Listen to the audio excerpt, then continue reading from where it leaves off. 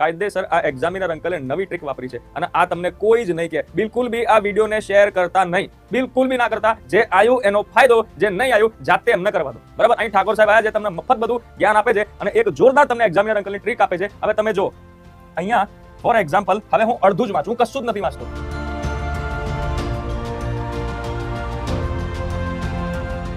ચાલો હવે તમે જો, બહુ જ ઇમ્પોર્ટન્ટ વાત હું તમને બતાવવા જઈ રહ્યો છું. અહીંયા ધ્યાન આપીશું બધા જ. હવે એક્ઝામિનર અંકલની બીજી સેકન્ડ ટ્રીક જો, જેનાથી પેપર કેટલું હતું, કેવું કહેવાય, પેપર લાંબુ થઈ ગયું. જો તમે કેવી રીતના ટ્રીક થાય છે પેપરમાં. નંબર 5 છે. આ શું લખેલું છે? વહીવટી ટ્રિબ્યુનલ્સને. વહીવટી ટ્રિબ્યુનલ એટલે મને અહીંથી ખ્યાલ આવી ગયો કે સાહેબ પોલિટીનો એટલે કે બંધારણનો પ્રશ્ન છે. ઠીક છે, આખું સ્ટેટમેન્ટ તમે વાંચો તો ખ્યાલ આવે.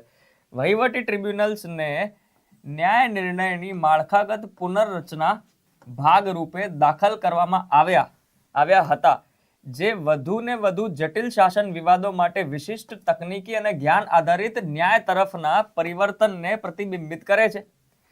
તેમની રચના પાછળ સૈદ્ધાંતિક હેતુ સાથે કયું સમર્થન સૌથી સારી રીતને સુસંગત છે? ઓકે, પ્રશ્ન કદાચ તમને ખ્યાલ પડી ગયો હશે. પ્રશ્ન શેની ઉપર પૂછેલો છે? પ્રશ્ન પૂછેલો છે સાહેબ કે વહીવટી ટ્રિબ્યુનલ્સ ઉપર પ્રશ્ન પૂછેલો છે. ઓકે, મેં તમને કાયદેસર પહેલા પ્રશ્ન વંચાવ્યો. હવે આપણે એના ઓપ્શન્સ જોઈએ.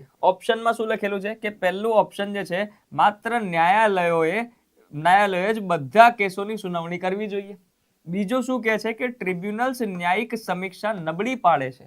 ઓકે, પછી સી કહે છે કે ટ્રિબ્યુનલ્સ તમામ બંધારણીય અદાલતોને બદલે છે.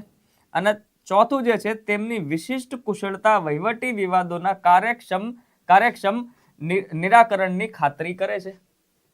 હવે તમે જો આ પ્રશ્ન, હજુ હું એકવાર તમને ડિટેલમાં કહું છું. ઓપ્શન્સ તો આપણે બધાએ જોઈ લીધા છે. નોટ કરવા વાળી વાત શું છે? એક્ઝામિનર અંકલની સેકન્ડ ટ્રીક શું છે? ફરીથી આ વાંચો પ્રશ્ન. આ જે 5 નંબરનું ક્વેશ્ચન છે બધા જ વાંચશે. વહીવટી ટ્રિબ્યુનલ્સને ન્યાયકરણની માળખાગત પુનર્રચના ભાગરૂપે દાખલ કરવામાં આવ્યા હતા, જે વધુ ને વધુ જટિલ શાસન વિવાદો માટે વિશિષ્ટ તકનીકી અને જ્ઞાન આધારિત ન્યાય તરફના. આટલું લાંબુ તમે પ્રશ્ન વાંચશો. આ શું છે? આ શું કહેવા શું માગે છે? આ પ્રશ્ન આ કહેવા એ માગે છે, આખું શું કહેવાય કે આ વહીવટી ટ્રિબ્યુનલ્સનું આ જે આખો ક્વેશ્ચન છે, આ એનું ડિસ્ક્રિપ્શન છે કે વહીવટી ટ્રિબ્યુનલ્સ શું છે. વહીવટી ટ્રિબ્યુનલ્સ શું છે, આ પ્રશ્નનું ડિસ્ક્રિપ્શન છે. કાયદેસર આ એક્ઝામિનર અંકલે નવી ટ્રીક વાપરી છે અને આ તમને કોઈ જ નહીં કે બિલકુલ બી આ વિડીયોને શેર કરતા નહીં, બિલકુલ બી ના કરતા. જે આવ્યું એનો ફાયદો, જે નહીં આવ્યું જાતે એમને કરવા દો. બરાબર, અહીં ઠાકોર સાહેબ આવ્યા છે, તમને મફત બધું જ્ઞાન આપે છે અને એક જોરદાર તમને એક્ઝામિનર અંકલની ટ્રીક આપે છે. હવે તમે જો અહીંયા ફોર એક્ઝામ્પલ, હવે હું અડધું જ વાંચું, હું કશું જ નથી વાંચતો. આ મને ખાલી એટલી જ ખબર પડી ગઈ છે કે આ જે પ્રશ્ન છે, મેં ખાલી સ્ટાર્ટિંગના 2 શબ્દો જોયા. ધ્યાનથી સાંભળજો મારા વાલા, બહુ જ ઇમ્પોર્ટન્ટ વાત છે. ખાલી મેં સ્ટાર્ટિંગના 2 શબ્દો જોયા. શું લખેલું છે? વહીવટી ટ્રિબ્યુનલ લખેલું છે. બરાબર, આ ટ્રિબ્યુનલ, હવે હું કશું જ નહીં વાંચું, અહીંથી સીધું A, B, C અને D, આ હું ખાલી ઓપ્શન્સ વાંચું. બરાબર છે. હવે તમે જો કેવી રીતના આન્સર આવે છે, આ ટેકનિક પણ બતાવું છું અને એક્ઝામિનરે કેવી રીતના આપણને ગોળ ફેરવ્યા, આ માયા જાળમાં કેવી રીતના ભેરવ્યા, અહીં તમે જુઓ. વહીવટી ટ્રિબ્યુનલ્સનું આ આખું ડિસ્ક્રિપ્શન છે, આ એની આખી વાત છે. કાયદેસર ના વંચાય, કેમ કે આ પ્રશ્ન આ નથી. પ્રશ્ન શું છે? છેલ્લે લખેલું છે કયું સમર્થન સૌથી સુસંગત છે. એટલે કે મારે સાચો ઓપ્શન એથી શોધવાનો છે વિથ રિસ્પેક્ટ ટુ વહીવટી ટ્રિબ્યુનલ્સ. વાંચો બધા. શું લખેલું છે? માત્ર ન્યાયાલયોએ જ બધા કેસોની સુનાવણી કરવી જોઈએ. શું બધું કેસ ન્યાયાલય કરશે તો કેટલો લોડ વધી જશે? બરાબર, ઓલરેડી કેસીસ 4.5 કરોડથી 5 કરોડ કેસીસ ઓલરેડી પેન્ડિંગ છે. જો ખાલી ન્યાયિક સમીક્ષા બધી કોર્ટ જ કરશે તો ટ્રિબ્યુનલ્સનો કોઈ રોલ જ નહીં આવે. એટલે કાયદેસર આ સ્ટેટમેન્ટ શું કહેવાય? ખોટું કહેવાય. હજુ મેં આખું સ્ટેટમેન્ટ વાંચ્યું નથી, મેં પ્રશ્ન વાંચ્યો જ નથી. ખાલી મેં શું કર્યું છે? વહીવટી ટ્રિબ્યુનલ આ શબ્દ જ વાંચ્યો છે. બરાબર, આગળ તમે જો, ટ્રિબ્યુનલ્સ ન્યાયિક સમીક્ષાને નબળી પાડે. અલ્લા ભાઈ, નબળી પાડવા માટે આપણે લાયા છીએ ના, સ્ટ્રોંગ કરવા માટે લાયા છીએ. આ ખોટું. સી તમે જો, ટ્રિબ્યુનલ્સ તમામ, એક્સ્ટ્રીમ વર્ડ આવી ગયું, તમામ બંધારણીય અદાલતોને બદલે છે. એટલે બદલે ક્યાં છે? શું ટ્રિબ્યુનલે સ્ટ્રક્ચર ચેન્જ કરી નાખ્યું છે? એકદમ ખોટું. ચોથું સ્ટેટમેન્ટ વાંચો. તેમની વિશિષ્ટ કુશળતા વહીવટી વિવાદોના કાર્યક્ષમ નિરાકરણની ખાતરી કરે છે. આ ઓપ્શન 100% સાચો છે.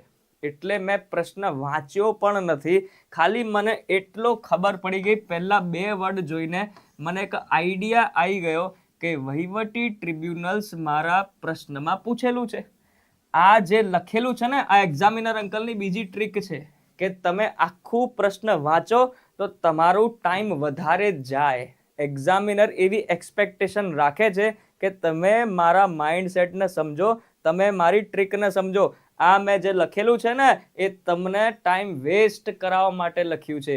આ જે ટેકનિક જે સમજી ગયો એને એક્ઝામમાં તકલીફ નથી પડી, એને ફક્ત ને ફક્ત ખાલી આ વહીવટી ટ્રિબ્યુનલ્સ જોયું અને સીધું અહીંયા ઓપ્શન્સ ઉપર આવી ગયા. અને જેમ અહીંયા એ ઓપ્શન્સ ઉપર આવ્યા, કાયદેસર આન્સર મળી ગયો. વિધિન 30 સેકન્ડ્સ, વિધિન 30 સેકન્ડ્સ આનું આન્સર આવી ગયું. જેણે આ સ્ટેટમેન્ટ આખું વાંચ્યું એના 30 સેકન્ડ અહીંયા જ જતા રહ્યા, બીજા 30 સેકન્ડ અહીંયા વાંચવામાં જતા રહ્યા અને 10 સેકન્ડ એને ગોળા કરવામાં જતા રહ્યા. એટલે કે કાયદેસર 1 મિનિટનો ઉપર ટાઈમ લાગી ગયું એ વ્યક્તિને, જેણે આ જનરલ, આ તો સાહેબ જનરલ વર્ડ છે, આ વહીવટી ટ્રિબ્યુનલ્સનું આ તો ડિસ્ક્રિપ્શન છે. હા, ડિસ્ક્રિપ્શન છે. ડિસ્ક્રિપ્શન વાંચીને તમે પ્રશ્ન થોડી કાઢશો. પ્રશ્ન નથી આ, પ્રશ્ન ખાલી આટલો જ છે, વહીવટી ટ્રિબ્યુનલ્સ, એના વિશે તમે સાચો આન્સર આપો અમને. This was the second trick કે તમને એક્ઝામિનર અંકલે આટલું બધું વંચાયું, હે ને, આટલું બધું વંચાયું. અને છેલ્લે જો તમે ખાલી આ સ્ટાર્ટિંગમાં આ 2 શબ્દો જોઈ લીધા હોત અને ઓપ્શન પ્રમાણે જોયું હોત તો કાયદેસર તમારો આન્સર આવી જાત. બરાબર? આ એક પ્રશ્ન નથી, એવા બહુ જ બધા પ્રશ્નો છે. હવે આપણે પીપીટી થી જઈએ એટલે તમને ખ્યાલ આવે. બરાબર? અહીંયા કોઈને જોવું હશે તો હું તમને બતાવીશ. જેમ કે આ પહેલો પ્રશ્ન છે, આ એ જ છે વહીવટી ટ્રિબ્યુનલ્સ વાળો કે ન્યાયિક સમીક્ષા વાળો. આન્સર તો તમને ખ્યાલ જ છે કે ડી છે. આગળ જુઓ, બીજો પ્રશ્ન જુઓ. હવે આ જો કેટલો લાંબો પ્રશ્ન છે, કેટલો લેન્ધી પ્રશ્ન છે. આ તમે અહીંથી જો કે ભારતીય સંવિધાન, ખાલી તમે હવે ટેકનિક જે મેં તમને શીખવાડીને તમે વાપરી જો. અહીં શું લખેલું છે? ભારતીય સંવિધાન ખાસ કરીને આમુખ અને રાજ્ય નીતિના માર્ગદર્શન સિદ્ધાંતો દ્વારા ભારતને એક કલ્યાણકારી રાજ્ય સ્થાપિત કરે છે. આ તો જનરલ લાઈન છે. આ વાંચવાની ખરેખર જરૂર હતી ના, આ તો જનરલ લાઈન છે. આગળ તમે જુઓ કે જે કેન્દ્ર અને રાજ્ય સરકારોને સામાજિક અને આર્થિક ન્યાયની શોધ માટે પ્રતિબદ્ધ કરે છે. આ પણ જનરલ લાઈન છે. તે સંદર્ભે નીચેના વિધાનો ધ્યાને લો. શું આ આખું વાંચવાની જરૂર ખરી? કોઈ જ જરૂર નથી. આ તમારે ખાલી 2 શબ્દો જોવાના હતા. ભારતીય સંવિધાન વિશે આ પ્રશ્ન છે, એટલે કે મને આઈડિયા આવી ગયું પ્રશ્ન ભારતના સંવિધાન ઉપર છે. હવે હું અહીંયા ઓપ્શનમાં જોઈશ. પહેલો ઓપ્શન જો, મેં તમને એક એલિમિનેશન ટેકનિક પણ શીખવાડી હતી, એ પણ અપ્લાય કરીને જોઈએ કે પહેલો પ્રશ્ન, ભારતીય કલ્યાણ માત્ર ઉચ્ચ જીડીપી વૃદ્ધિ દ્વારા જ પ્રાપ્ત થાય છે. શું કલ્યાણ ખાલી હાઈ જીડીપી થાય તો જ થાય? આ જ ખોટું. એટલે સીધું ફટાક દઈને તમે વિચારીને જુઓ કે આ બધા પ્રશ્નો અહીં પૂછેલું છે કે કયા કયા ખોટા છે. બરાબર છે? એલિમિનેશન ટેકનિકમાં ખોટામાં મારે શું શોધવાનું હોય? રાઈટ ઓપ્શન શોધવાનો હોય. એટલે આ માત્ર અહીંથી જોઈને જ ખબર પડી ગઈ. આખું વાંચવાની કોઈ જરૂર નથી. આટલું જ તમે વાંચીને જુઓ, ખાલી તમે આટલું જ વાંચો. બંધારણીય કલ્યાણ માત્ર ઉચ્ચ જીડીપી દ્વારા પ્રાપ્ત થાય છે. બીજું ના વાંચો. અહીંયા જ ખોટું પડી ગયું તો આગળનું ડેફિનેટલી ખોટું જશે. સીધી ચેકડી વાગી ગઈ અહીંયા. બરાબર? બીજું જો, અનુચ્છેદ 41 એક મૂળભૂત અધિકાર છે. અહીં જ ખોટું થઈ ગયું. આખું વાંચવાની જરૂર નથી. આ એક્ઝામિનર અંકલની ટ્રીક છે, એને આપણે પકડવી પડે. આખું વાંચવાની જરૂરત જ નહીં. 41 તો ડીપીએસપી માં આવે છે. ડીપીએસપી માં આવે છે. મૂળભૂત અધિકાર 12 થી 35 સુધી છે. અહીંયા જ ખોટું પડી ગયું. આગળ તો શું છે? આગળ તો એનું એક્સપ્લેનેશન છે સાહેબ. આ બધું લાંબુ લાંબુ ન વંચાય, કેમ કે આ શું છે? એનું એક્સપ્લેનેશન છે. એક્ઝામિનરે ગોળ ફેરવી દીધા અહીંયા. જેણે આખું વાંચ્યું હશે ને એ લોકોનો ટાઈમ બગડ્યો. કાયદેસર એ ટાઈમ બગડ્યો. ખબર પડી કે નહીં? દેખાય છે ટ્રીક? દેખાય છે એક્ઝામિનર અંકલની? આવી રીતના પેપર સોલ્વ થાય. આખું ના વંચાય. જ્યારે પણ પેપર લેન્ધી હોય, એક્ઝામિનર અંકલ આપણી જોડે એક્સપેક્ટેશન રાખે કે તમે મારી ટેકનિકના સમજી જજો, નહીં તો પેપર પૂરું થાય જ નહીં. આઈ હોપ બધાને આ ટેકનિક ખબર પડી રહી છે.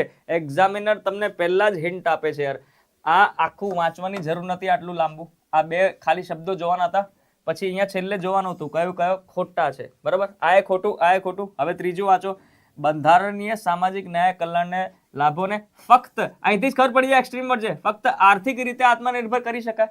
એટલે શું ખાલી પૈસાથી જ બધું થઈ શકે? આ એ ખોટું, આખું વાંચવાની જરૂરત જ નહીં, આ એ કેન્સલ, આન્સર સીધું આવી જાય ડી. હજુ જો, હવે આટલો લાંબો પ્રશ્ન છે, આટલો લાંબો પ્રશ્ન, ખાલી બે શબ્દ વાંચીને જો, રાજ્ય નીતિના માર્ગદર્શક સિદ્ધાંતો, એટલે કે કાયદેસર ડીપીએસપી વિશેનો પ્રશ્ન છે. આગળ હું તમને વંચાઈને બતાવીશ, એકદમ એક્સપ્લેનેશન હશે અને જનરલ લાઈન હશે. જો, રાજ્ય નીતિના માર્ગદર્શન સિદ્ધાંતો અદાલતમાં પડકારી ન શકાય તેવા હોવા છતાં તે ભારતની કલ્યાણલક્ષી શાસન વ્યવસ્થાની ગતિને આકાર આપતા એક બંધારણીય નૈતિક તરીકે કાર્ય કરે છે. તો ભાઈ આ તો જનરલ વાત છે ને, બંધારણીય નૈતિક તરીકે છે આ કાર્ય કરે છે, આ તો એક જનરલ વાત છે. હા, આ સાચી વાત છે, પણ આ પ્રશ્ન શેની ઉપર બને છે? પ્રશ્ન તો ડીપીએસપી ઉપર છે. બીજું બધું અહીંથી અહીં સુધી આપણે વાંચ્યું, શું ખરેખર આ વાંચવા જેવું હતું? આ તો જનરલ લાઈન છે ને, આપણે વાંચતા હોઈએ છીએ, ડીપીએસપી વિશે આપણને બધાને ખ્યાલ છે. ઓકે, આગળ વાંચો. કયું ઉદાહરણ જાહેર નીતિના ઘડતર પર રાજ્ય નીતિના માર્ગદર્શક સિદ્ધાંતોના વાસ્તવિક પ્રભાવને સૌથી ચોક્કસ દર્શાવે છે? એટલે કે ફરીથી આ ડીપીએસપી શું છે એ જ પૂછે છે ને. તો પહેલા બે શબ્દોમાં સાહેબ એ જ તો લખેલું હતું, કહેવાનો સેન્સ ખબર પડે છે, બુદ્ધિ ખુલી રહી છે કે ભાઈ આટલું બધું ન વંચાય. અહીંથી ખબર પડી ગઈ ડીપીએસપી. આવો ઓપ્શન્સ જોવો, રાજ્ય સમર્થન વિના બનાવવામાં આવેલી નીતિઓ છે, એટલે સમર્થન વિના કોઈ બનાવતું હોય, પછી કાયદા વિના લાગુ કરેલી નીતિઓ, શું કાયદા વિના કશું થઈ શકે? પછી નાગરિક કલ્યાણ ઘટાડતી નીતિઓ, એટલે ઘટાડવા માટે થોડી બનાવી છે, એના વધારા માટે બનાવી છે. અને પછી શિક્ષણ અને સ્વાસ્થ્ય જેવા માર્ગદર્શન સિદ્ધાંતો ઉદ્દેશ્યો સાથે સરેખિત કલ્યાણ યોજનાઓ છે. એટલે આન્સર આવી ગયું. આ વાંચવાની હવે તમે મને ઈમાનદારીથી કહો, જેટલા પણ લોકો મારે પહેલેથી જોડેલા છે, આ કશું વાંચવાની જરૂર હતી ખરી? ખાલી બે તમે શબ્દો જોયા હોત ડીપીએસપી ઉપર અને સીધું ઓપ્શન પર આવ્યા હોત, કાયદેસર 30 થી 40 સેકન્ડ તમારી એક પ્રશ્નમાં સેવ થાય. હે ને? ખબર પડે છે, બુદ્ધિ ખુલી રહી છે, હે ને? કેવી રીતના એક્ઝામિનર અંકલે ટ્રીક કરી કે જ્યાં સુધી જેને આ પેપરમાં ટ્રીક ખબર પડી ગઈ એને બિલકુલ બી એસટીઆઈમાં તકલીફ નહીં પડે. જેને આખું વાંચ્યું છે ને એનું પેપર છૂટી ગયું હશે, એનું પેપર કાયદેસર છૂટી ગયું હશે. સમજ્યા કે નહીં? એટલે કે બે શબ્દો વાંચીએ, એનો જે આઈડિયા આવી જાય, સીધું ઓપ્શન પર જઈએ. આટલું લાંબા પ્રશ્નો ના વંચાય, કેમ કે આ ડીપીએસપી નું જ એક્સપ્લેનેશન છે કે ડીપીએસપી શું છે, ડીપીએસપી શું છે. આ વાતો એને જ એક્સપ્લેન કરે છે. આ બધા સ્ટેટમેન્ટ આ ડીપીએસપી ને જ એક્સપ્લેન કરે છે. એક્સપ્લેનેશન પ્રશ્ન નથી હોતો, એક્સપ્લેનેશન પ્રશ્ન નહીં હોતો. આ તમે ઓપ્શન્સ પરથી કાયદેસર આન્સર લાવી શકતા. એક્ઝામિનરે બે ટ્રીક વાપરી. પેપર કેમ લેન્ધી લાગ્યું? કેમ મેં થંબનેલમાં સીધું કીધું કે શું ખરેખર આ પેપર લેન્ધી હતું? કાયદેસર ભઈલા, જો તમે આ એક્ઝામિનર અંકલની જે ટ્રીક હોય એ પકડી લીધી હોત ને, તો દર એક પ્રશ્નમાં તમારી 30 સેકન્ડ સેવ થતી. હવે આ હું વાંચવા જાઉં તો મને 1 મિનિટ તો ઈમાનદારીથી લાગે જ. તમે એક્સેપ્ટ કરો કે ના કરો, આમાં વાંચવામાં 30 સેકન્ડ અને સમજવામાં 30 સેકન્ડ, ગોળા ભરવામાં 10 સેકન્ડ, 1 મિનિટ ને 10 સેકન્ડ મિનિમમ એક પ્રશ્ન પાછળ લાગે. ખબર પડી? સો આવી રીતના તમે ટાઈમ સેવ કરી શકતા. બીજા ઘણા બધા પ્રશ્નો છે, ખાસ કરીને આ જે પ્રશ્નો આવા લાંબા બનાવ્યા છે એ બંધારણ એટલે કે આપણું જે પોલિટી સબ્જેક્ટ છે એની અંદર બનાવેલા છે. અને થોડાક પ્રશ્નો એક્ઝામિનરે હિન્ટ આપી છે કે મેં ઇકોનોમીમાં પણ પૂછ્યા છે, એકાદ પ્રશ્ન એન્વાયરમેન્ટમાં પણ પૂછ્યો છે. એટલે કે આવનારી જીપીએસસી ક્લાસ 1-2માં આવા પ્રશ્નો, લાંબા પ્રશ્નો જેનું કોઈ મિનિંગ નથી, અહીંયા બે શબ્દ જોઈને ખબર પડી જાય એવા ઇકોનોમીના પ્રશ્નો ખાસા એવા હશે. કેમ કે 1 થી 2 પ્રશ્નો હું તમને હમણાં બતાવીશ, એમાં પૂછેલા છે. બરાબર? ખુલે છે, બુદ્ધિ ખુલે છે, ખબર પડે છે કેવી રીતના ગોળ ફેરવી દીધા, આ માયા જાળમાં કેવી રીતના ફેરવ્યા.